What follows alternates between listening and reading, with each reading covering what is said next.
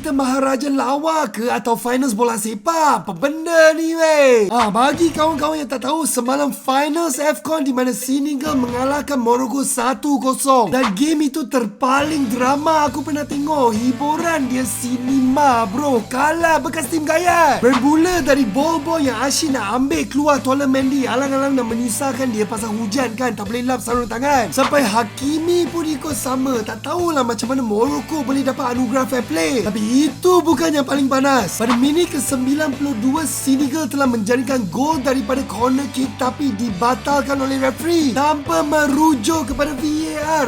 Memang panas pemain Senegal kena game, tapi belum lagi. 5 minit lepas tu Morocco telah diberi simpakan penalti oleh VAR. Walaupun lembut je challenge tu. Habis koyak diorang sampai manager Senegal suruh semua pemain keluar dari padang. Nasib baik Sadio Mane steady suruh pemain Senegal kembali masuk padang dan meneruskan permainan. Selepas 20 minit permainan diteruskan dan Brahim Diaz telah membuat sepakan penalti yang terpaling teruk dalam sejarah bola sepak. Tak tahulah dia sengaja ke apa, tapi memang bingai betul 4 minit masuk extra time, Papa Gueye telah menjadikan satu roket untuk gol kemenangan Senegal. Sejujurnya guys, dari start hingga habis memang terbaiklah game tu. Apa-apa pun abang ucapkan tahniah kepada Senegal, pemenang AFCON 2026.